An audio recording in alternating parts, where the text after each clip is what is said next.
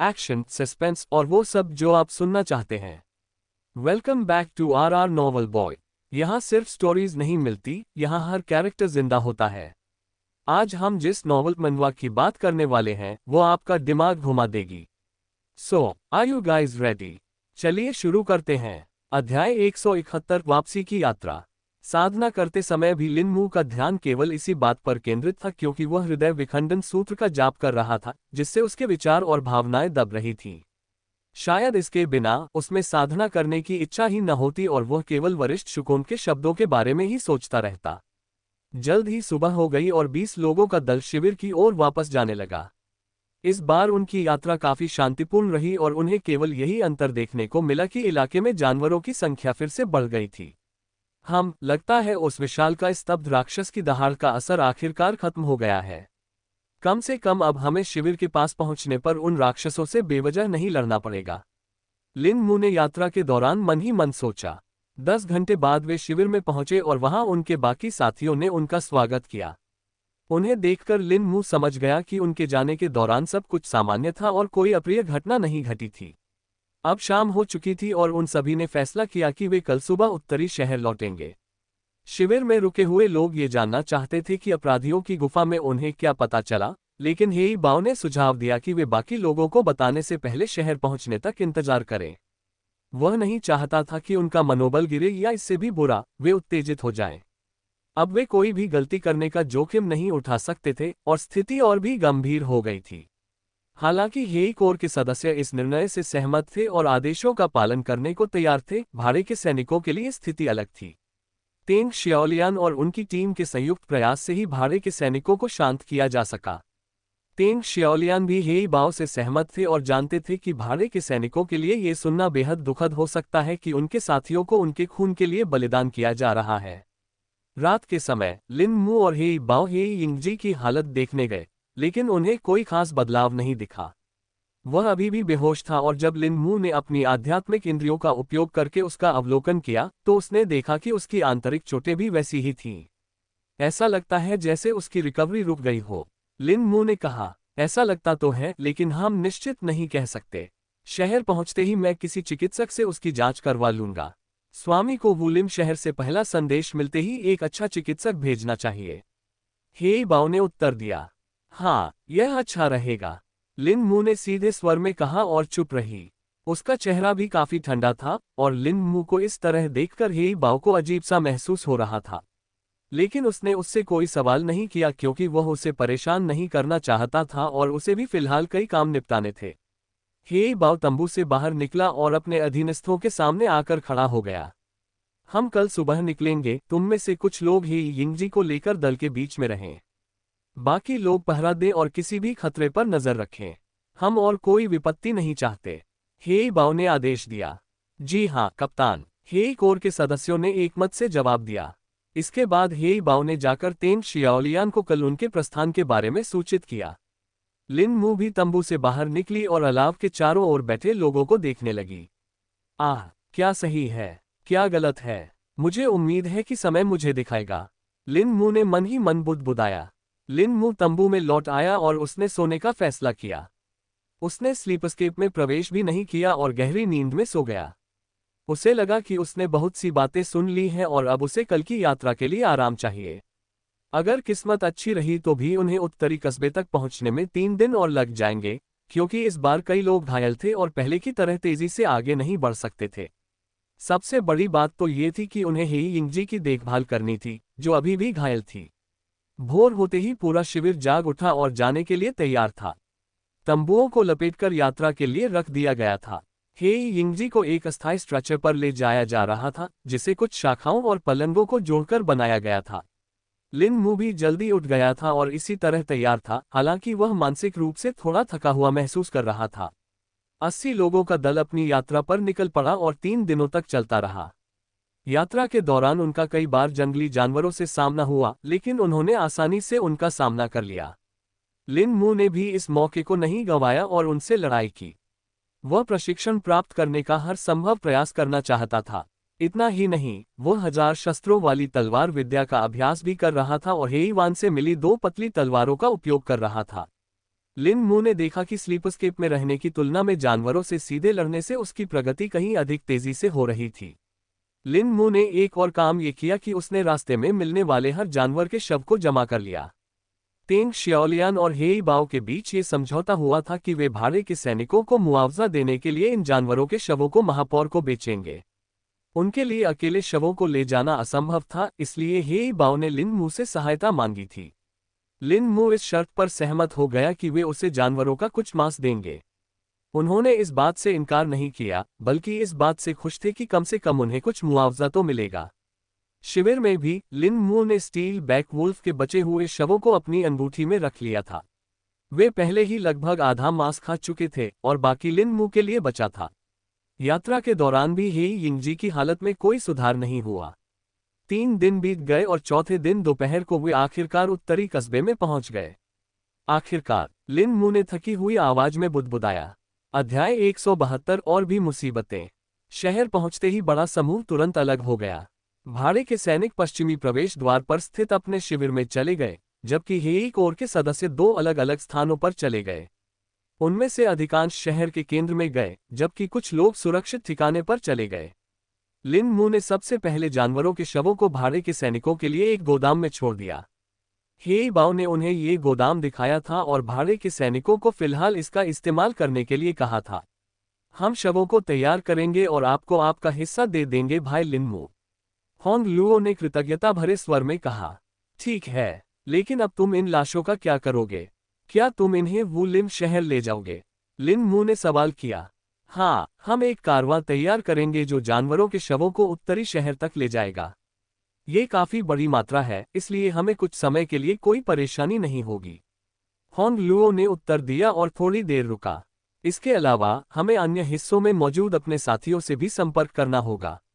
अगर अपराधियों के बारे में मिली जानकारी सही है तो हमें ये भी जानना होगा कि बाकी भाड़े के सैनिकों का क्या हाल है। हमने मुख्यालय में पहले ही एक संदेशवाहक भेज दिया था, लेकिन नेता तेंग ने खुद वहां जाने का फैसला किया है। होंग लुओ ने आगे कहा। उसे मुख्यालय तक पहुंचने में कितना समय लगेगा? ये जियांगवेई शहर में है ना? लिन मू ने सवाल किया। हाँ, अधिकांश भाड़े के सैनिकों की कंपनियों का मुख्यालय उसी शहर में है।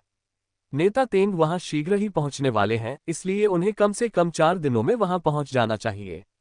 वे अन्य कंपनियों को भी सूचित करेंगे और उनसे भी कुछ जानकारी जुटाएंगे। होंग लुओ ने उत्तर दिया।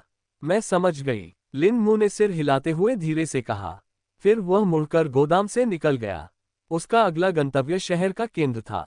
उसे बताया गया था कि जानवरों के शवों को छोड़ने के बाद वहां आकर हेई वान से मिलना है। 15 मिनट बाद वह वहां पहुंचा और एक विशाल इमारत के सामने खड़ा हो गया। लिन मू ने देखा कि बाकी पहरेदार और हेई कोर के अतिरिक्त सैनिक आसपास खड़े थे। उसने चारों ओर नजर घुमाए और फिर कस्बे के केंद्र के प्रवेश द्वार से अंदर चला गया। इस बार पहरेदारों ने उसे नहीं रोका क्योंकि वे उसे पहचान चुके थे और उसकी स्थिति के बारे में पहले ही उन्हें जानकारी मिल चुकी थी। लिन मू सीधे तीसरी मंजिल पर गया, जहां नगर प्रमुख का कार्यालय था। उसने दरवाजा खोला और वहां हेई बाओ और हेई वान को बैठे हुए पाया। हेई वान एक पत्र पढ़ रही थी और मेज पर एक तरफ कई दस्तावेज रखे हुए थे। हालांकि उसका चेहरा घूंघट से ढका हुआ था, फिर भी लिन मू उसकी थकान को महसूस कर सकता था। वह समझ गया था कि वह काफी देर से काम कर रही थी और शायद बहुत थक गई थी। वह डेस्क के पास आया और कुर्सी खींचकर बैठ गया। लिन मू ने उसकी बात नहीं काटी और ही बाओ के साथ इंतजार करता रहा। थोड़ी देर बाद ही बाओ ने बगल में रखे चायदानी से उसके लिए एक कप चाय डाली। लिन मू ने कप से एक घूंट लिया और आंखें बंद करके इंतजार करने लगा। 5 मिनट बीत गए और आखिरकार हेई वान ने वह पत्र नीचे रख दिया जिसे वह पढ़ रही थी। लगता है हमारी मुसीबतें और भी बढ़ती जा रही हैं। पहले हेई यिंगजी और अब ये। हेई वान ने हताशा भरे स्वर में कहा। अब नई समस्या क्या है? हेई बाओ ने पूछा, जबकि लिन मू भी ध्यान से सुन रही थी। त्रिकड़ाही पेओनी संप्रदाय के कुछ शिष्य इस क्षेत्र में आ गए हैं। वे भी गड़बड़ी फैला रहे हैं। हेई वान ने उत्तर दिया। हेई वान की बातें सुनकर हेई बाओ ने अपनी आंखें सिकोड़ ली और थोड़ी देर मन ही मन सोचने लगा। वे यहाँ क्यों हैं और किस तरह की परेशानी पैदा कर रहे हैं? हेई बाओ ने सवाल किया। हमें उनके आने का सही कारण तो नहीं पता, लेकिन लगता है कि वे कुछ समय के लिए वुलिम शहर में रुकेंगे। मेरा अनुमान है कि उन्हें यहाँ कोई पद सौंपा गया है। जहां तक परेशानी की बात है तो वही पुरानी हरकतें हैं जो वे पहले भी कर चुके हैं। हे वान ने माथे पर हाथ फेरते हुए कहा। लिन मू ने उसकी बातें सुनी और सोचने लगा कि त्रिकड़ाही पेओनी संप्रदाय के शिष्यों के लिए किस तरह की परेशानियां आम बात थीं। जहां तक उसे पता था, साधना संप्रदायों के अधिकांश शिष्य अलग थलग रहते थे और आम लोगों की परवाह नहीं करते थे। क्या उन्होंने पहले भी परेशानी खड़ी की है? लिन मू ने पूछा। हाँ, त्रिकड़ाही पेओनी संप्रदाय के अनुयायी अपनी प्रतिष्ठा और शक्ति का दुरुपयोग करना पसंद करते हैं। वे जबरदस्ती चीजें छीन लेते हैं और उनमें से कुछ तो महिलाओं को भी ले जाते हैं। अधिकांश लोग उन्हें संभाल नहीं पाते, या यूं कहें कि वे संभाल नहीं पाते। यहां तक कि महापौर भी उनके दुर्व्यवहारों को तब तक अनदेखा कर देते हैं जब तक उनके व्यवसाय पर कोई असर नहीं पड़ता। खासकर पिछले साल महामारी के बाद उन्हें त्रिकड़ाही पेओनी संप्रदाय से कर्ज लेना पड़ा। मुझे लगता है कि यही कारण है कि उन्हें यहां तैनात किया गया है, ताकि संप्रदाय के शिष्य हर समय महापौर पर नजर रख सकें। हे वान ने समझाया। लिन मू के लिए ये काफी आश्चर्यजनक था कि एक साधना संप्रदाय के शिष्यों का व्यवहार इतना घृणित था। ये काफी आम बात है और आप इसे भविष्य में बहुत देखेंगे। जैसा कि मैंने पहले कहा था, इस दुनिया में केवल बलवानों की इच्छा का ही पालन किया जाता है। ज़ुकोंग अचानक बोला। ये सुनकर लिन मू चिंतन में डूब गया और वास्तव में उसके कुछ पूर्व संदेह दूर हो गए। अब उसे वरिष्ठ ज़ुकोंग के वे शब्द बेहतर ढंग से समझ आ गए थे जो उन्होंने अपराधियों की गुफा में कहे थे, और उसे यकीन हो गया था कि वे सही थे। अगर मुझे कुछ भी करना है तो मुझे और मजबूत होना होगा, बहुत ज्यादा मजबूत। लिन मू ने दृढ़ निश्चय के साथ सोचा। उसे पता ही नहीं था कि जब उसने ये सोचा तो उसकी आंखें एक पल के लिए चमक उठी, और इतना ही नहीं, उसके साथ बैठे दो लोग, हेई वान और हेई बाओ को भी खतरे का आभास हुआ। उनकी आंखें चौड़ी हो गईं और वे सतर्क हो गए। अध्याय 173 एक लकड़ी की थाली। हेई बाओ और हेई वान पहले से ही हत्या के प्रयास से तनाव में थे और एक और हमले की आशंका जता रहे थे, और उन्हें लगा कि यही हमला है। लेकिन कुछ सेकंड बाद भी कुछ नहीं हुआ और उनकी आशंका दूर हो गई। हेई बाओ ने हैरानी भरी नजरों से हेई वान की ओर देखा, मानो वह पूछ रहा हो कि अभी अभी क्या हुआ। हेई वान कुछ नहीं बोली और बस सिर हिलाकर जवाब दिया, जिससे पता चलता था कि उसे भी कुछ नहीं पता। इसके बाद हेई वान ने लिन मू की ओर देखा और बोली, मैंने नगर मुख्यालय से मिली जानकारी के बारे में और अधिक छानबीन की। ये पुष्टि हो गई है कि नगर प्रमुख और नगर रक्षकों के उपकप्तान इस मामले में शामिल थे। जो भी दोषी हों, ऐसा लगता है कि उन्हें रिश्वत दी जा रही थी। हमें एक और दिलचस्प बात ये पता चली कि परित्यक्त गोदाम में आपको पहला भाड़े का सैनिक मिला था। लिन मू ने ही वान की बात सुनकर उसकी ओर देखा। उस भाड़े के सैनिक का क्या हुआ? लिन मू ने पूछा। तुम्हें वह हिंसक पदार्थ उस भाड़े के सैनिक के पास मिला था, है ना? खैर, हमें उसका एक साथी मिल गया है। भाड़े के सैनिकों में से एक ने आखिरकार उसे पहचान लिया और हमें कुछ जानकारी दी। जाहिर है, वह हिंसक पदार्थ उसे उत्तरी जंगल में मिला था। हेई वान ने जवाब दिया। ये जंगल में मिला? ये कैसे संभव है? लिन मू ने आगे सवाल किया। जिस भाड़े के सैनिक ने उसे पहचाना, उसने बताया कि जब उन्हें वह मिला तो वे दोनों साथ थे। शीशी जमीन पर घास में दबी पड़ी थी। सौभाग्य से, हालांकि दोनों भाड़े के सैनिकों को वह मिल गई, लेकिन वे इतने मूर्ख नहीं थे कि किसी अज्ञात पदार्थ से भरी शीशी को खोलकर उसकी जांच करें, वरना हमारे सामने एक बहुत बड़ी आपदा आ जाती। उन्होंने इसे संभाल कर रख लिया और बाद में इसका मूल्यांकन करवाना चाहते थे।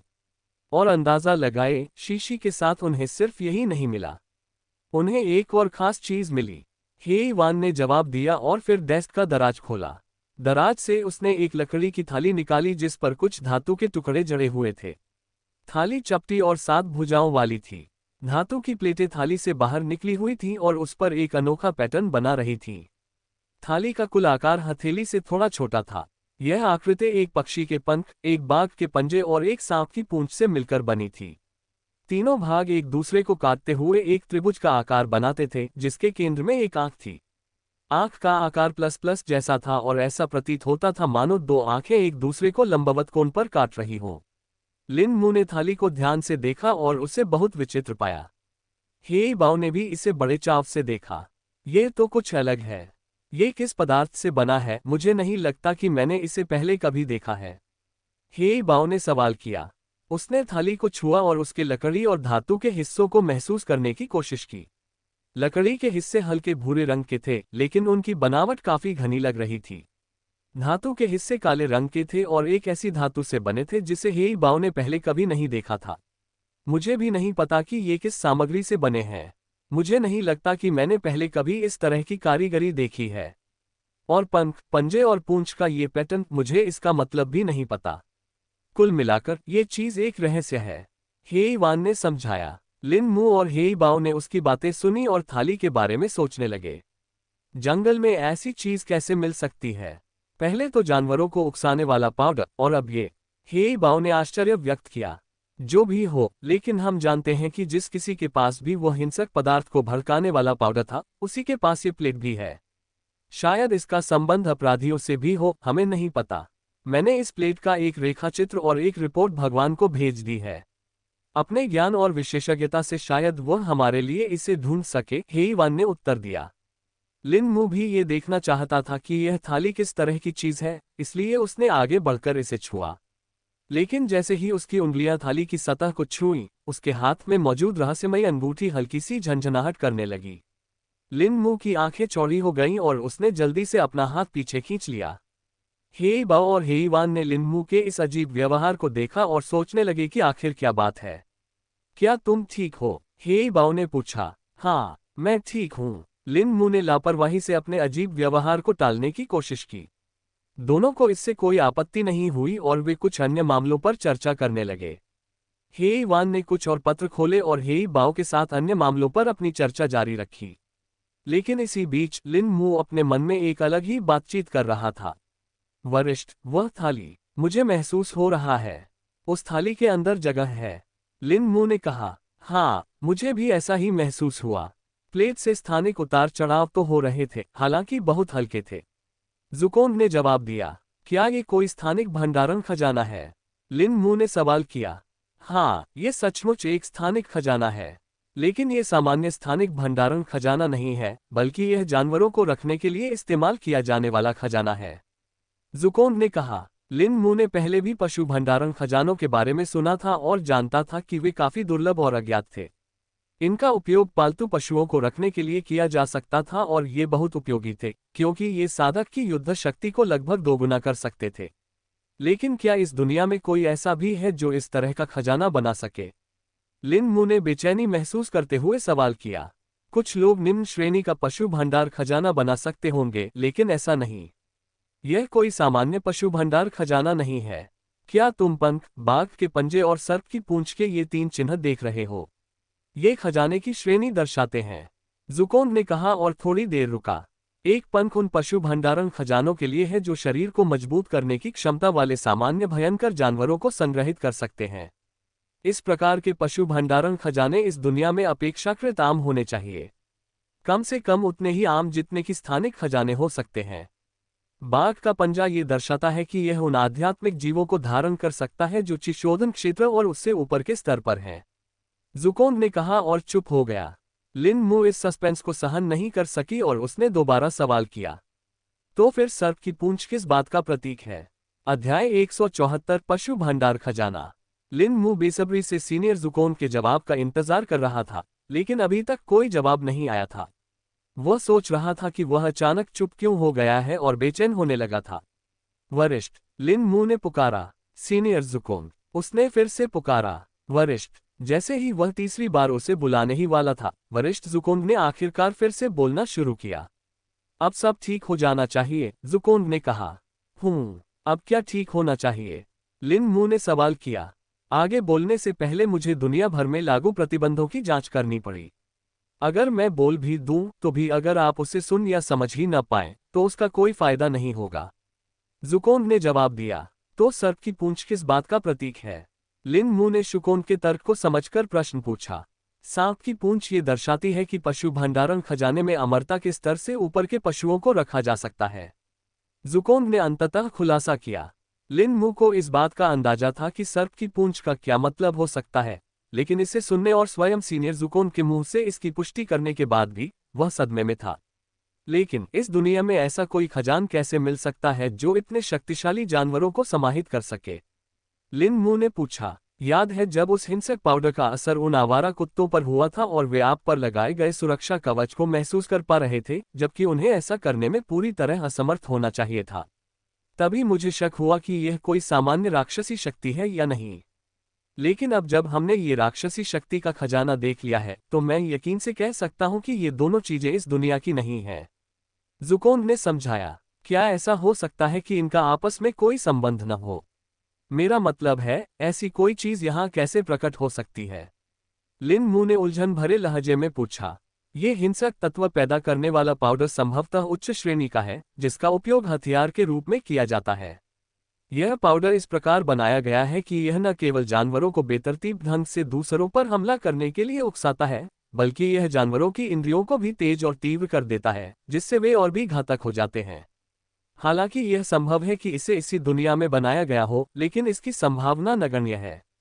एक और बात है उस विशालकाय भंडार के खजाने पर बने निशान। ये तीनों निशान असंख्य लोकों और लोकों में इस्तेमाल होने वाले मानक निशान हैं। लेकिन इस दुनिया के लोगों को इसके बारे में बिल्कुल भी पता नहीं होना चाहिए। यही एक और कारण है जिससे मैं यकीन से कह सकता हूं कि ये दोनों वस्तुएं किसी दूसरे उच्च स्तरीय लोक से आई हैं। ज़ुकोंग ने विस्तार से बताया। सीनियर ज़ुकोंग की व्याख्या सुनने के बाद लिन मू को थोड़ा बेहतर महसूस हुआ और वह अच्छी तरह समझ गया, लेकिन फिर उसकी जिज्ञासा ने उसे इससे संबंधित और भी चीजों के बारे में सोचने पर मजबूर कर दिया। वरिष्ठ, क्या मैं इस विशालकाय भंडार का उपयोग कर सकता हूं? लिन मू ने थोड़ी उम्मीद भरी आवाज में पूछा।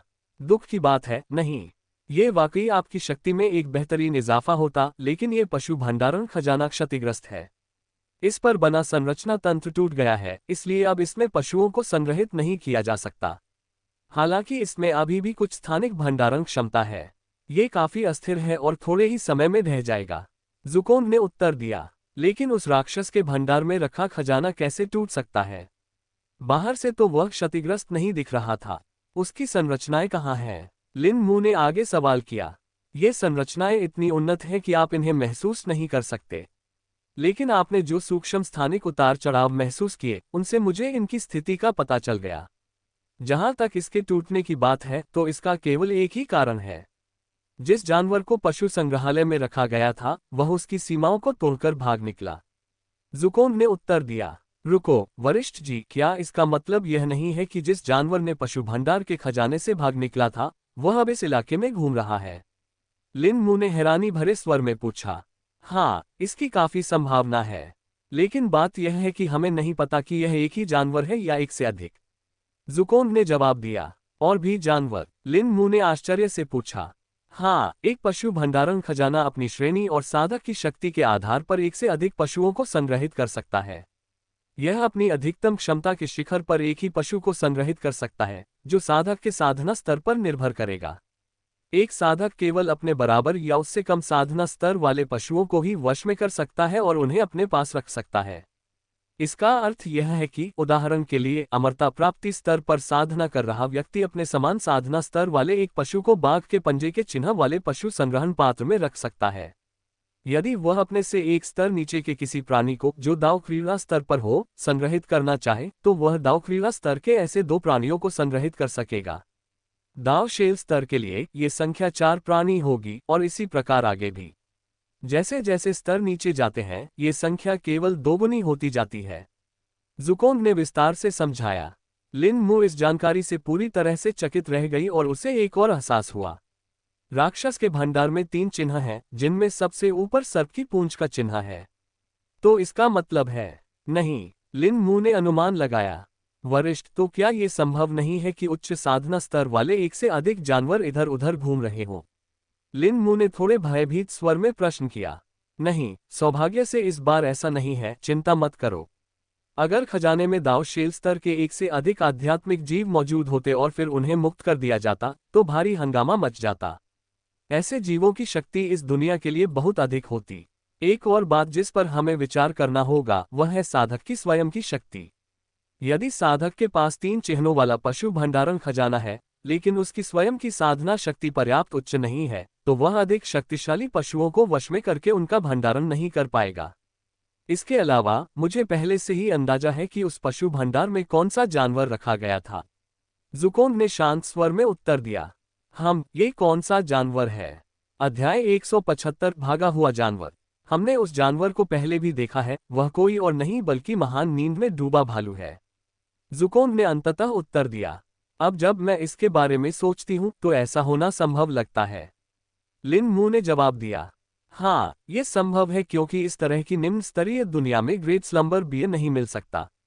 साथ ही जानवर के भंडार में मौजूद खजाने पर बने 3 निशान ये साबित करते हैं कि यह उच्च स्तरीय दुनिया से है, इसलिए यह तर्कसंगत है कि जानवर वहीं से आया होगा। हालांकि इससे एक और सवाल खड़ा होता है कि क्या उस जानवर को उसी व्यक्ति ने लाया था जिसने आक्रमणकारी को लाया था, या शायद इसके पीछे आक्रमणकारी का हाथ था।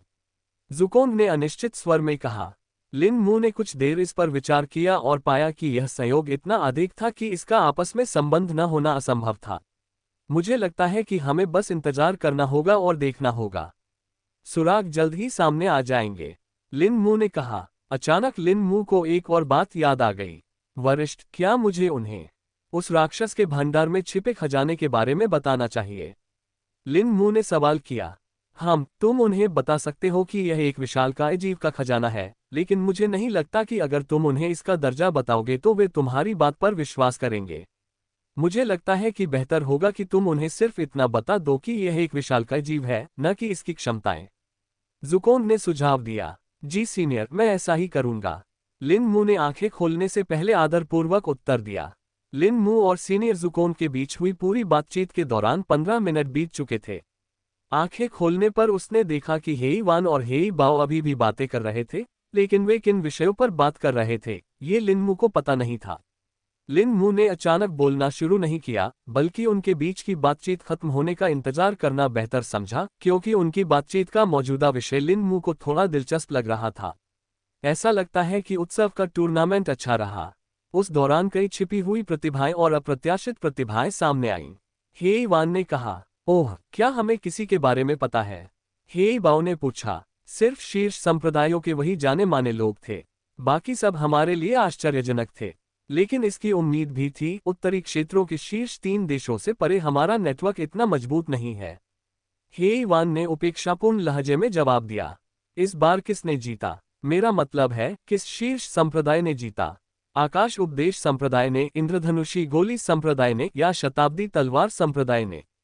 हेई बाओ ने उत्सुकता भरे स्वर में पूछा। आश्चर्यजनक रूप से वह तीनों शीर्ष संप्रदायों में से किसी का शिष्य नहीं था। हेई वान ने कहा, लेकिन तभी चौंके हुए हेई बाओ ने उसकी बात काट दी। क्या ये कैसे संभव है? शीर्ष 3 संप्रदायों में से कोई भी अपनी प्रतिष्ठा बढ़ाने का ऐसा मौका हाथ से जाने नहीं देगा। वे हमेशा अपनी शक्ति का प्रदर्शन करना चाहते हैं। हेई बाओ ने कहा। हाँ, मुझे भी आश्चर्य हुआ। यहाँ तक कि भगवान ने भी ऐसे परिणाम की उम्मीद नहीं की थी। किसी कारणवश शीर्ष 3 संप्रदायों के सभी शिष्यों ने अंतिम मुकाबले में भाग न लेने का फैसला किया। अंत में जीतने वाला शिष्य चौथे स्थान पर रहे शीर्ष संप्रदाय यूनिटी विंड संप्रदाय का था। हेई वान ने उत्तर दिया। ये सुनकर हेई बाओ सोच में पड़ गया और सोचने लगा कि आखिर किस बात ने उन्हें ऐसा करने के लिए मजबूर किया होगा। जब हेई बाओ ये सोच रहा था, लिन मू शीर्ष संप्रदायों के बारे में जानने के लिए उत्सुक था। ये पहली बार था जब उसने किसी शीर्ष संप्रदाय का नाम सुना था। पहले वे उसके लिए इतने अपरिचित थे कि उसने कभी उनके बारे में जानने की जहमत नहीं उठाई थी। लेकिन अब जब उसने सुना था तो वह और अधिक जानना चाहता था।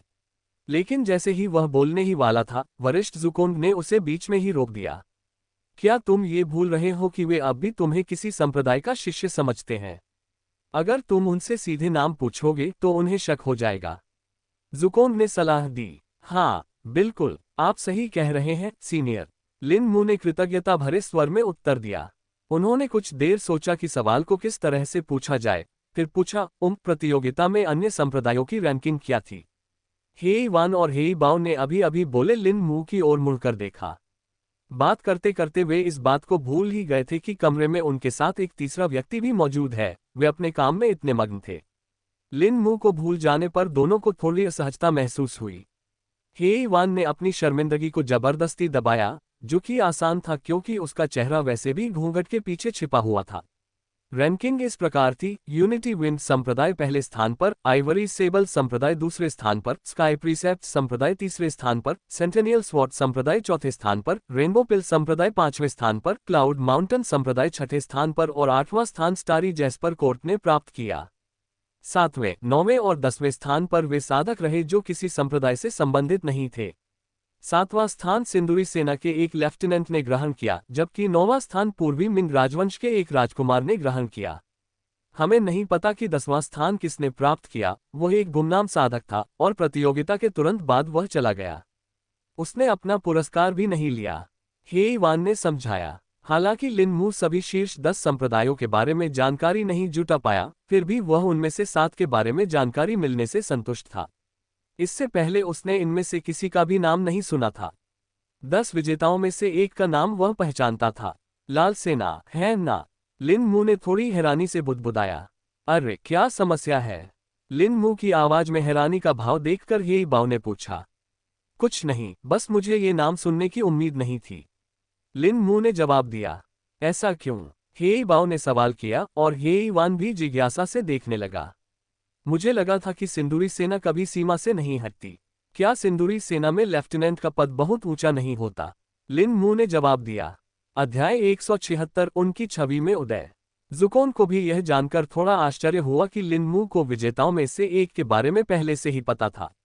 उसने पूरी योजना बनाई थी कि लिन मू को इन बातों की जानकारी न हो। ये बात बिल्कुल सही है, सिंदूरी सेना कभी सीमा से नहीं हटती, लेकिन कुछ अपवाद हैं। उनमें से एक है महान झोउ साम्राज्य के सम्राट का बुलावा। सिंदूरी सेना के कुछ लोगों को सम्राट ने भव्य उत्सव के लिए आमंत्रित किया था। अनुरोध के तौर पर सम्राट ने उनसे अपनी शक्ति का प्रदर्शन करने को कहा ताकि अन्य संप्रदायों को यह दिखाया जा सके कि वे भी उनसे कम नहीं हैं। हे इवान ने उत्तर दिया। लिन मू ने पहले ही तेन शियाओलियान और उसके साथियों से इस उत्सव के बारे में सुना था, इसलिए उसे पता था कि युवराज के कोर फॉर्मेशन क्षेत्र तक पहुंचने के उपलक्ष्य में एक उत्सव आयोजित किया जाता है। लेकिन फिर भी इसके बारे में और अधिक जानकारी प्राप्त करना उसके लिए दिलचस्प था। यह देखकर कि लिन मू जवाब से संतुष्ट हो गई है, हे इवान अगले मामले पर चर्चा करने के लिए एक और स्क्रॉल खोलने ही वाली थी कि लिन मू ने बोलना शुरू कर दिया। मुझे कुछ कहना है, लिन मू ने कहा। ओह, कृपया बताएं, हे इवान ने जवाब दिया। मैंने इस बारे में सोचा और मुझे लगता है कि मुझे इस लकड़ी की प्लेट के बारे में कुछ अंदाजा है। लिन मू ने मेज पर रखी लकड़ी की प्लेट की ओर इशारा करते हुए जवाब दिया। तुम्हें पता है, हे इवान ने समझाया। हे इवान को भी इसकी उम्मीद नहीं थी, लेकिन उन्होंने वैसी प्रतिक्रिया नहीं दी और अपना संयम बनाए रखा। तो बात क्या है? हे इवान ने शांत स्वर में पूछा। जहां तक मुझे पता है, यह एक राक्षसी भंडार का खजाना है, लिन मू ने जवाब दिया। ये सुनकर हे इवान और हे बाव चुप हो गए और इस जानकारी को समझने में उन्हें कुछ सेकंड लगे। लेकिन जैसे ही यह बात समझ में आई, उनकी आंखों में कई तरह के भाव दिखाई दिए। तुम्हें ये कैसे पता चला? हे इवान ने घबराए हुए स्वर में पूछा। मैं इससे उत्पन्न होने वाले स्थानिक उतार चढ़ाव को महसूस कर सकता हूँ। शुरू में वे धुंधले थे, इसलिए मैं उन्हें समझ नहीं पाया, लेकिन कुछ समय बाद मैं ये पता लगाने में सक्षम हो गया कि वे क्या थे, लिन मू ने उत्तर दिया। गटकने की आवाज। हे बाव ने हैरानी से घूम भरी और इस जानकारी के सभी निहितार्थों के बारे में सोचने लगा। वह जानता था कि स्थानिक भंडारण खजाने बेहद दुर्लभ होते हैं और केवल कुछ ही लोगों के पास होते हैं, लेकिन पशु भंडारण खजाने तो स्थानिक भंडारण खजानों में भी असाधारण रूप से दुर्लभ थे। उस विशालकाय भंडार में छिपे हर एक खजाने की जानकारी अधिकांश जानकार और प्रभावशाली लोगों को थी, और वह निश्चित रूप से जानता था कि उनमें से किसी को भी इतनी लापरवाही से नहीं छोड़ा जाएगा। उनका मूल्य बहुत अधिक था और किसी साधना संप्रदाय के लिए उनमें से एक को पाने के लिए छोटा मोटा युद्ध छेड़ देना कोई असामान्य बात नहीं थी। यदि उसका डर सच था और यह वास्तव में किसी साधना संप्रदाय से खो गया था या उससे भी बुरा चोरी हो गया था, तो यह उनके लिए एक बड़ी मुसीबत खड़ी कर सकता था। उसने हे इवान की ओर देखा और उसकी आंखों में भी वैसी ही आशंका देखी। नेता, पशु भंडार का खजाना। हे बाव बोल रहा था कि उसे बीच में ही रोक दिया गया। लेकिन जानवरों को रखने वाला खजाना फिलहाल क्षतिग्रस्त है और इसके अंदर मौजूद संरचनाएं जल्द ही नष्ट हो जाएंगी। इसमें फिलहाल किसी भी जानवर को नहीं रखा जा सकता, लिन मू ने आगे कहा।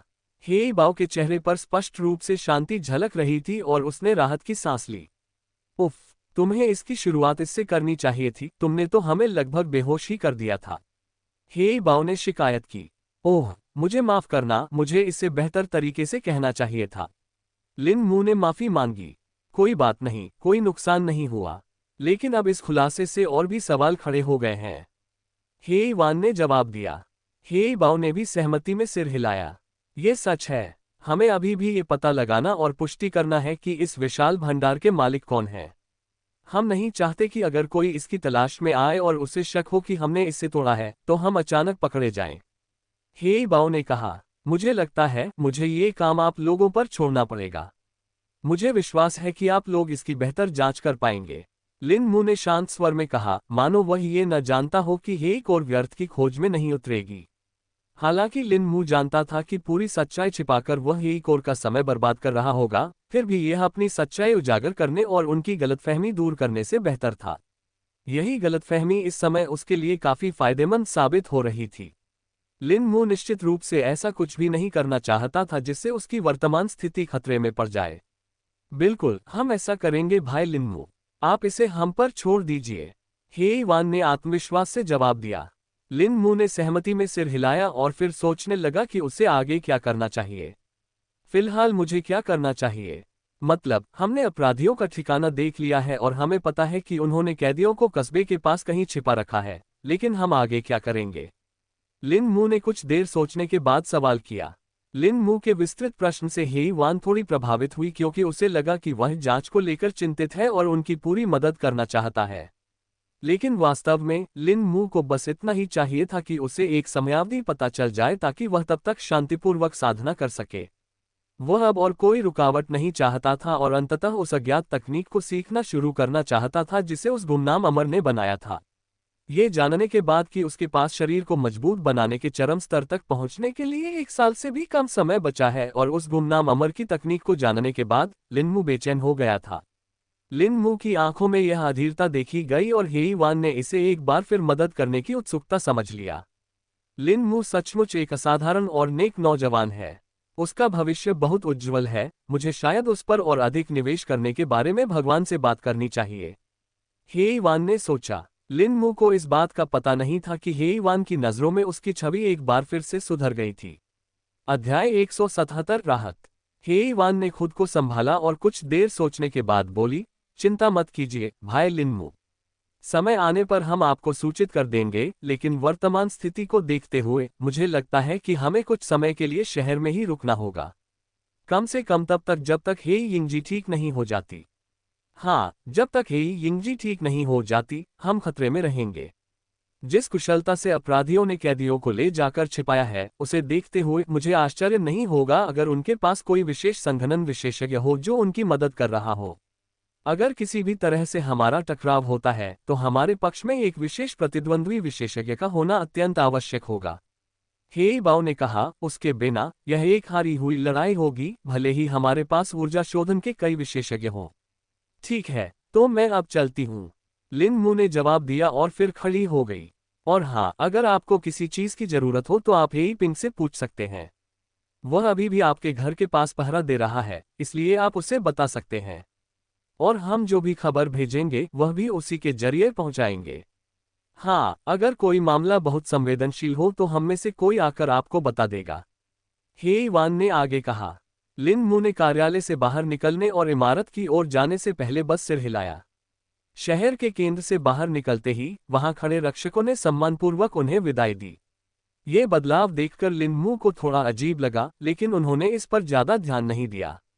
कुछ देर बाद वह अपने घर पहुंचा और उसने आखिरकार नहाने का फैसला किया।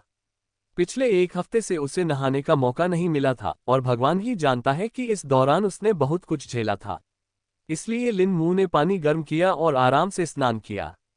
जब उसका काम पूरा हो गया तो उसने अपने खरीदे हुए सैकड़ों कपड़ों में से एक सेट चुना और रसोई में चला गया, क्योंकि उसे जानवर का मांस पकाना था।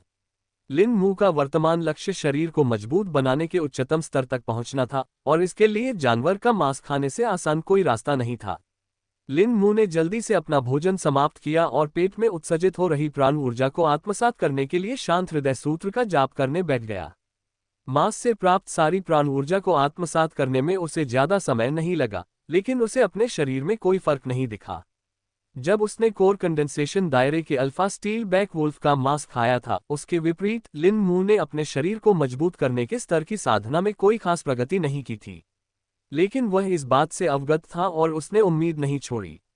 फिर उन्होंने हृदय विदारक सूत्र का जाप शुरू किया और अपने दंतियन के भीतर मौजूद आध्यात्मिक ऊर्जा के सूक्ष्म कणों को तरल आध्यात्मिक ऊर्जा में परिवर्तित करना शुरू किया। दोपहर होते ही उन्होंने अपना दोपहर का भोजन किया और जीवन शक्ति को पुनः आत्मसात किया। शाम को भोजन के समय भी यही प्रक्रिया दोहराई गई और अंत में आधी रात को उसने साधना रोक दी। आज के पूरे साधना सत्र के दौरान लिन मू ने 2 और बूंद तरल आध्यात्मिक ऊर्जा का शोधन किया। ये जितना मैंने सोचा था उससे कहीं ज्यादा थकाने वाला था। कम से कम अब मुझे सोने को मिलेगा, लिन मू ने मन ही मन कहा। फिर उसने मुलायम सफेद तकिया निकाला और उस पर सिर रखकर लेट गया। लिन मू को आंखें बंद करने और सो जाने में ज्यादा समय नहीं लगा। जल्द ही वह स्वप्नलोक में पहुंच गया और आध्यात्मिक सेब के पेड़ के सामने खड़ा था। लिन मू ने उस पर नजर डाली और पाया कि उस पर लगभग 15 पके हुए पवित्र सेब रखे हुए थे। उसने उन्हें तोड़कर अपनी अंगूठी में रख लिया। उसने अंगूठी के अंदर देखा तो पाया कि अब उसके पास पवित्र सेबों का भंडार 100 से थोड़ा अधिक हो गया था। ओह, मैं इनके बारे में भूल ही गया था। मुझे लगता है कि मुझे प्रशिक्षण के दौरान इन्हें खा लेना चाहिए। इससे मुझे अतिरिक्त आध्यात्मिक ऊर्जा मिलेगी। भले ही यह बहुत ज्यादा न हो, लेकिन थोड़ी बहुत मदद तो जरूर मिलेगी, लिन मू ने मन ही मन सोचा। फिर वह परी सेब के पेड़ के नीचे बैठ गया और उस लकड़ी की पर्ची को निकाला जिसमें खोए हुए अमर की विरासत समाहित थी। लिन मू ने उसे खोला और पढ़ना शुरू किया। हालांकि उसने इससे पहले भी पढ़ा था, फिर भी वह औपचारिक रूप से अभ्यास शुरू करने से पहले एक बार फिर से देखना चाहता था। लिन मू ने इसे धीरे धीरे पढ़ा और पढ़ने से पहले हर छोटे अक्षर को अच्छी तरह समझ लिया। वह दाओ लिपि की जटिलताओं से पहले से ही परिचित था और इसलिए जानता था कि किसी अक्षर को पढ़ने से पहले उसके हर पहलू को जानना कितना महत्वपूर्ण है, क्योंकि पाठ में उसकी स्थिति के आधार पर उसका अर्थ बदल सकता है। कई बार तो ऐसा भी होता था कि एक ही शब्द का अर्थ संदर्भ के अनुसार अलग अलग होता था, इसलिए वह कोई गलती करके खुद को नुकसान नहीं पहुंचाना चाहता था। उफ, अब चलिए शुरू करते हैं, लिन मू ने लकड़ी की पर्ची को एक तरफ रखने से पहले कहा। उसने अपनी आंखें बंद की और मन में उस अनाम तकनीक को याद किया। फिर उसने उस तकनीक में बताए गए तरीकों का पालन किया और उसी के अनुसार आध्यात्मिक ऊर्जा को गतिमान किया। आध्यात्मिक ऊर्जा एक ऐसे विचित्र मार्ग पर चल रही थी जिसके बारे में उसे कोई जानकारी नहीं थी। हालांकि लिन मू ने अपने ही नाड़ी चक्र के बारे में सोचा था, लेकिन उसे यह नहीं पता था कि वह इसे उस तरह से भी कर सकता है। इस अनाम तकनीक में कई चरण थे, लेकिन लिन मू अभी शुरुआत ही कर रहा था और इसलिए पहले चरण के बिल्कुल आरंभ में था। इस चरण में आध्यात्मिक ऊर्जा को पेट की नसों तक निर्देशित करना और एक निश्चित क्रम में पेट के ऊतकों को आध्यात्मिक ऊर्जा से सराबोर करना शामिल था। लिन मू को यह सुनिश्चित करना था कि एक समय में केवल एक निश्चित मात्रा में ही आध्यात्मिक ऊर्जा पेट तक सही जगह पर प्रवाहित हो। उसने चेतावनियां पढ़ ली थीं और जानता था कि यदि वह आध्यात्मिक ऊर्जा की मात्रा को बहुत अधिक या बहुत कम बढ़ाएगा, तो सबसे अच्छे मामले में पूरा प्रयास व्यर्थ हो जाएगा या सबसे बुरे मामले में वह खुद को नुकसान पहुंचाएगा। अध्याय 178 कोई राहत नहीं। लिन मू घंटों तक उस तकनीक का अभ्यास करते हुए वहीं बैठा रहा, लेकिन उसे कोई फर्क महसूस नहीं हुआ, सिवाय इसके कि उसकी आध्यात्मिक ऊर्जा कम होती जा रही थी। वह तब रुका जब उसकी ऊर्जा लगभग पूरी तरह खत्म हो चुकी थी और उसमें लगभग 100 बूंद ही बची थीं, साथ ही तरल आध्यात्मिक ऊर्जा की कुछ बूंदें भी थीं। ये जितना मैंने सोचा था उससे कहीं ज्यादा मुश्किल है, लिन मू ने बुदबुदाते हुए कहा। पॉप, खैर, साधना तकनीकों को सीखने में आमतौर पर समय लगता है और इस तरह की सहायक तकनीकों के लिए तो और भी अधिक समय लगता है। यह एक ऐसी तकनीक है जिसका पहले कभी अभ्यास नहीं किया गया है, इसलिए हम इसका अनुमान नहीं लगा सकते, ज़ुकोंग ने लिन मू के सामने अचानक प्रकट होते हुए कहा। जब से लिन मू ने अपनी साधना में प्रगति की थी, तब से ज़ुकोंग जब तक वहां मौजूद रहता था, तब तक स्लीपस्केप से स्वतंत्र रूप से प्रकट और गायब हो सकता था। ज़ुकोंग ने लिन मू को ये बात नहीं बताई, लेकिन वह स्वयं वहां समय बिताने का आनंद लेने लगा था। हालांकि वह शून्य में एकांत में साधना करने का आदी हो चुका था, लेकिन इस तरह का विराम उसे ताजगी भरा लगा और उसने अपनी साधना की गति में थोड़ा सुधार भी महसूस किया। तो मुझे इंतजार करके देखना होगा। उम्मीद है मुझे ये बात महान नींद में डूबे भालू के जागने से पहले पता चल जाएगी, लिन मू ने जवाब दिया। फिर वह खड़ा हुआ और अंगूठी से एक लंबा भाला निकाला।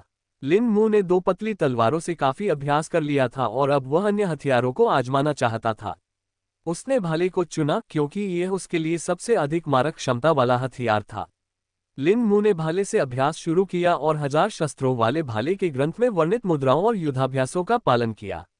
उन्होंने तब तक अभ्यास किया जब तक वे मानसिक रूप से थक नहीं गए और फिर रुक गए। लिन मू ने महसूस किया कि वे पहले की तुलना में बहुत जल्दी थक रहे थे। क्या यह मेरी कमजोर आध्यात्मिक ऊर्जा के कारण है?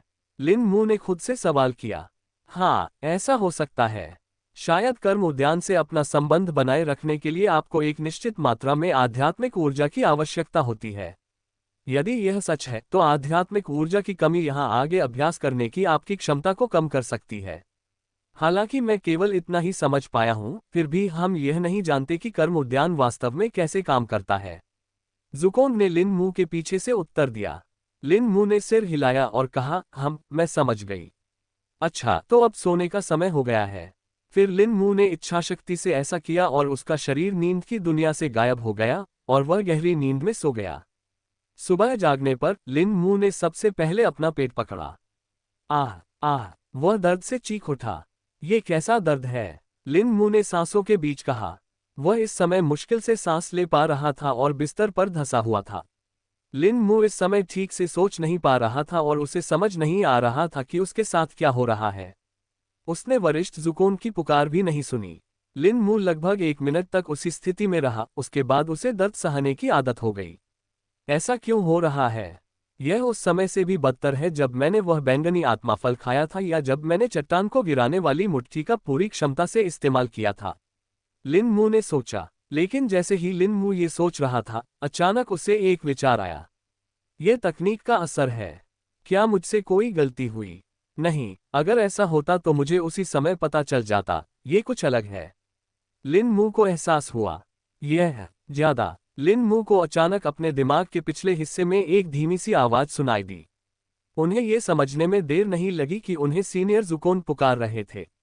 उन्होंने बेहतर ढंग से सुनने के लिए हृदय को शांत करने वाले सूत्र का जाप करने का प्रयास किया, लेकिन दर्द के कारण यह बेहद मुश्किल हो रहा था। लिन मू को ऐसा लगा जैसे उसकी आंतें मरोड़कर चूर चूर हो गई हों। बड़े प्रयास से उसने ध्यान केंद्रित किया और हृदय को शांत करने वाले सूत्र का जाप किया। हृदय को शांत करने वाले सूत्र के प्रभाव के सक्रिय होते ही लिन मू अंततः वरिष्ठ ज़ुकोंग के शब्द सुन सका। भूख लगी है, खाओ। लिन मू के मन में ज़ुकोंग चिल्लाया। दरअसल समस्या सिर्फ लिन मू को ही नहीं थी, बल्कि ज़ुकोंग को भी लिन मू से संवाद करने में कठिनाई हो रही थी। उनके बीच का मानसिक जुड़ाव कभी बनता तो कभी टूटता था, जिससे ज़ुकोंग के लिए बोलना लगभग नामुमकिन हो गया था। इससे ज़ुकोंग बहुत हैरान था, क्योंकि पिछली बार ऐसा तब हुआ था जब लिन मू 9 दिव्य हृदय सूत्रों में से एक के ज्ञानोदय से गुजर रहा था या जब उसे कोई दिव्य ज्ञान प्राप्त हुआ था। ये किस प्रकार की तकनीक है जो लिन मू के साथ मेरे संबंध को भी भंग कर सकती है? क्या ये 9 दिव्य हृदय सूत्रों के समान स्तर की है, या ये कुछ अलग है? ज़ुकोंग ने उलझन में मन ही मन सोचा। लिन मू को सीनियर ज़ुकोंग के शब्द स्पष्ट रूप से सुनाई दे रहे थे, जिससे वह लड़खड़ाते हुए कुछ खाने के लिए उठा। दर्द से बेहाल होकर वह लगभग भूल ही गया था कि वह अपनी अंगूठी में रखे भोजन को सीधे मंगा सकता है। लिन मू ने सहज ही रिंग में बचे हुए पके हुए मांस में से कुछ हिस्सा निकाला। उसने खाना शुरू किया और कुछ ही सेकंड में उसे चट कर गया। बचा हुआ खाना तो बस कुछ निवालों के लिए ही काफी था। काफी नहीं, मुझे और चाहिए, उसने कर्कश आवाज में कहा। भुने हुए मांस से थोड़ी सी जीवन शक्ति निकली और उसके पेट में समा गई। फिर भी इससे उसे जरा भी राहत नहीं मिली। ये ठीक वैसा ही था जैसे जंगल की आग में एक कप पानी फेंक दिया जाए। इसके बाद लिन मू ने अंगूठी में जमा किए हुए आध्यात्मिक सेब निकाले और एक पूरा सेब 3 बार में निगल लिया। उसने सोचा था कि इससे कुछ असर होगा, लेकिन अफसोस, उन आध्यात्मिक सेबों में कोई जीवन शक्ति नहीं थी। और चाहिए, लिन मू ने फिर से चिल्लाया। अपनी सारी समझदारी को दरकिनार करते हुए लिन मू ने उस जानवर के शव को निकाला जिसे उसने रिंग में छिपा रखा था और उसे फाड़ना शुरू कर दिया। अध्याय 179 विचित्र परिवर्तन। उत्तरी कस्बे के एक घर में भयावह दृश्य देखने को मिला। कमरे में चारों ओर खून बिखरा हुआ था और उसकी दुर्गंध फैली हुई थी। मांस और खून के मिश्रण की तीखी और थोड़ी घिनौनी गंध कमरे में प्रवेश करने वाले किसी भी व्यक्ति की इंद्रियों को झकझोर देती। कमरे के बीचों बीच किसी जानवर के अवशेष जैसा कुछ पड़ा था, जिस पर केवल हड्डियां और मांस के छोटे छोटे टुकड़े ही बचे थे। हड्डियों पर भी काटने के निशान थे और कुछ जगहों पर वे चकनाचूर और टूटी हुई प्रतीत हो रही थीं। इस शव के पास एक व्यक्ति पड़ा था जो खून से लथपथ प्रतीत हो रहा था। उसका चेहरा, बाल और कपड़े खून से सने हुए थे और उसकी आंखें भी लाल थीं। ये व्यक्ति लिन मू के अलावा और कोई नहीं था। वह गहरी और थकी हुई सांसें ले रहा था, जिससे ऐसा लग रहा था मानो उसने कोई भीषण युद्ध लड़ा हो, लेकिन वास्तविकता ऐसी नहीं थी। दरअसल लिन मू ही वह व्यक्ति था जिसने उस जानवर के शव को इतने निर्मम ढंग से खाया था, ठीक किसी अन्य शिकारी जानवर की तरह। अगर ऐसी लाश जंगल या सुनसान जगह पर मिलती तो कोई ध्यान भी नहीं देता, लेकिन जब ऐसी लाश किसी घर में खून से लथपथ व्यक्ति के साथ मिलती तो लोग कम से कम सदमे और हैरानी से भर उठते और निस्संदेह खून से लथपथ व्यक्ति को पागल कहते। Who who who who who, यह बहुत ज्यादा है। लिन मू ने सांसों के बीच बुदबुदाया। लिन मू ने अपना सिर उठाकर अपने सामने पड़े अपने किए का अंजाम देखा। उसे खुद भी यकीन नहीं हो रहा था कि अभी अभी क्या हुआ है और उसने क्या किया है। फिर भी उसके सामने पड़ी वह चीज और उसके शरीर पर लगा खून इस बात का सबूत था कि उसने ही ये किया है। लिन मू अब और संयम नहीं रख सकी और थकान से चूर होकर जमीन पर लेट गई। उसमें ठीक से काम करने की कोई ऊर्जा नहीं बची थी। आखिर ये सब क्या था? लिन मू ने खुद से सवाल किया। लगता है उस खोए हुए अमर की तकनीक हमारी सोच से कहीं ज्यादा खतरनाक है। मुझे इतने गंभीर दुष्प्रभाव की उम्मीद नहीं थी। मुझे नहीं पता कि अब आगे क्या करना चाहिए, ज़ुकोंग ने अचानक लिन मू के मन में कहा। लिन मू ने कोई प्रतिक्रिया नहीं दी, बल्कि वहीं जमीन पर बैठा अपनी स्थिति के बारे में सोचने लगा। अब उसे बहुत सी बातों पर विचार करना था। सबसे पहले खोए हुए अमर की तकनीक के प्रभाव ने उसे निराश कर दिया था और सच कहूं तो थोड़ा डरा भी दिया था। कोई भी सामान्य इंसान कच्चे मांस को खाना पसंद नहीं करेगा जैसा उसने अभी खाया, और इस विचार से उसे मतली होने लगी और वह लगभग उल्टी कर देता अगर ये तथ्य न होता कि उसके पेट में आश्चर्यजनक रूप से कुछ भी नहीं था। लिन मू को यह एहसास हुआ और उसने अपने पेट को छुआ। अगर सामान्य होता तो उसका पेट फूला हुआ होता। भले ही उसे बहुत भूख लगती थी और वह बहुत खाना खाता था, फिर भी उसका पेट कुछ देर के लिए फूलता था और फिर वापस सामान्य हो जाता था। लेकिन अभी 5 मिनट भी नहीं बीते थे और उसने हड्डियों को छोड़कर पूरा जानवर खा लिया था, जिसका वजन उसके अपने वजन से लगभग 2 गुना था। ऐसा होना नामुमकिन था, फिर भी वह यहाँ अपनी आंखों से ये सब देख रहा था। और अधिक जानने की इच्छा से लिन मू ने अपनी आध्यात्मिक चेतना को विस्तारित किया और अपने शरीर की जांच की। उसने सीधे अपने आंतरिक अंगों का निरीक्षण किया और उनमें कोई परिवर्तन नहीं पाया, कम से कम अपने शरीर के बारे में जो वह जानता था और जो उसने पहले देखा था, उसके आधार पर। उसके अंग उसे पहले जैसे ही प्रतीत हुए और उसे उनमें कोई दोष नहीं मिला। यह नाम तकनीक, मैं इसके प्रभाव को समझ नहीं पा रहा हूं। इसका उद्देश्य भूख को रोकना है ना? तो फिर यह मुझे इतनी भूख क्यों दे रही है कि मुझे मरने का मन कर रहा है? लिन मू ने हताशा में खुद से सवाल किया। हम अपने शरीर में जीवन शक्ति की जांच करने की कोशिश करो, मुझे यह महसूस नहीं हो रही है, ज़ुकोंग ने कहा। कौन से वरिष्ठ? लेकिन मुझे तो ये सामान्य लगता है। लिन मू ने शांत करने वाले हृदय सूत्र का जाप करने और अपने शरीर के भीतर की जीवन शक्ति को महसूस करने से पहले उत्तर दिया। तभी उसे एक अंतर का एहसास हुआ। यद्यपि उसकी त्वचा, मांस, रक्त और हड्डियों में व्याप्त जीवन शक्ति अभी भी मौजूद थी, फिर भी वह उसके सूक्ष्म उतार चढ़ाव को महसूस नहीं कर पा रहा था। ऐसा लग रहा था मानो वह ऊर्जा उसके शरीर में समा गई हो और उसका एक अंश भी उसके शरीर से बाहर नहीं निकल रहा हो। सामान्यतः किसी व्यक्ति या जानवर के शरीर में मौजूद जीवन ऊर्जा से हल्की तरंगें उत्पन्न होती हैं जो स्वाभाविक रूप से शरीर द्वारा उत्सर्जित होती हैं। यद्यपि इससे जीवन ऊर्जा का कुछ क्षय होता है, लेकिन ये काफी नगण्य होता है और संबंधित प्राणी पर इसका कोई समग्र प्रभाव नहीं पड़ता। लेकिन किसी कारणवश लिन मू के शरीर की जीवन शक्ति पूरी तरह से उसके भीतर समाहित थी। आमतौर पर जब लिन मू अपनी जीवन शक्ति को महसूस करता था तो वह स्पंदित होती थी, मानो उसकी धड़कनों के साथ प्रतिध्वनित हो रही हो, लेकिन अभी ऐसा नहीं था। इसके बजाय ये शांत भाव से एक चक्र में प्रवाहित हो रही थी। इस विचित्रता ने लिन मू को उत्सुक कर दिया और वह सोचने लगा कि ऐसा क्यों हो रहा है। कुछ शांत करने के लिए उसने अपनी मुट्ठी भींचकर देखा कि प्राण ऊर्जा कैसी प्रतिक्रिया करती है। आमतौर पर ऐसा करने पर उसकी प्राण ऊर्जा में हलचल होनी चाहिए थी, लेकिन ऐसा कुछ नहीं हो रहा था। लिन मू के मन में एक विचार आया और उसने हवा में एक जोरदार मुक्का मारा। प्रत्यक्ष रूप से देखने पर भले ही कोई प्रभाव दिखाई न दे, लेकिन लिन मू को यह एहसास हो गया कि उसके द्वारा मारे गए मुक्के में पहले जैसी ही शक्ति थी। प्राण ऊर्जा में परिवर्तन से उसकी शक्ति में कोई बदलाव नहीं आया था। इसका कारण क्या है? लिन मू ने सोचा। जो भी हो, कम से कम ये हानिकारक तो नहीं है। मुझे थोड़ा सोचने दो। मैं अपने वंश की यादों में कुछ खोजने की कोशिश करूंगा और देखूंगा कि क्या मुझे तुम्हारी इस अजीब स्थिति के बारे में कोई जानकारी मिलती है। ज़ुकोंग ने जवाब दिया। ठीक है सीनियर, आपकी मदद के लिए धन्यवाद। लिन मू ने कृतज्ञता भरे स्वर में उत्तर दिया। लिन मू ने अपना सिर इधर उधर घुमाया और अपने कमरे की मौजूदा अव्यवस्था को देखा। अध्याय 180 विचित्र परिवर्तन 2। ध तेरे की, इसे साफ करने में तो काफी समय लगेगा। ये चादरें और मेरे कपड़े अब किसी काम के नहीं रहे। लिन मू ने झुंझलाहट में खुद से बुदबुदाया। सूंघना सूंघना। अंततः लिन मू को अपने नाक में दुर्गंध का तेज प्रकोप महसूस हुआ। मुझे भी अब नहाना चाहिए, लिन मू ने सोचा। फिर वह 1 घंटे तक वहीं लेटा रहा, जिसके बाद उसे आखिरकार अजीब सी थकान दूर होती महसूस हुई। फिर वह उठा और अंगड़ाई ली। Pop pop pop pop pop pop. Lin Mu के अंगड़ाई लेने पर चटकने और टूटने की आवाजें सुनाई दी। उसके जोड़ों की अकड़न हर पल कम होती जा रही थी। लिन मू ने मुट्ठी भींची और खोली और पाया कि उसकी हरकतें थोड़ी बेहतर हो रही हैं। लिन मू ने इस पर ज्यादा ध्यान नहीं दिया और अपने कमरे की गंदगी साफ करने लगा। सफाई पूरी होने के बाद उसने चादरें और अपने कपड़े एक गोले में समेटे और फेंक दिए। आखिर में वह नहाने चला गया ताकि खून और मांस के टुकड़े साफ कर सके। लिन मू ने पानी गर्म करने की जहमत भी नहीं उठाए और बर्फीले ठंडे पानी से ही स्नान किया, क्योंकि वह उस घिनौनी अनुभूति को और सहन नहीं करना चाहता था।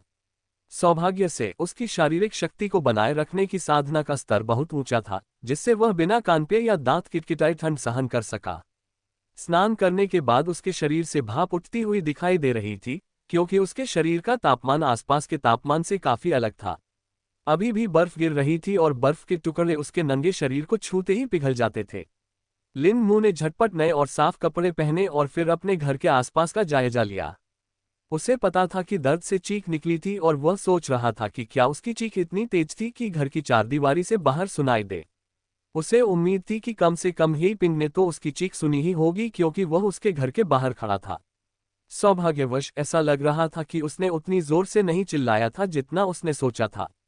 किसी और ने उसे नहीं सुना था, वरना वे जरूर सोच रहे होते कि अंदर क्या हो रहा है और अब तक गार्ड उसके घर के बाहर जमा हो गए होते।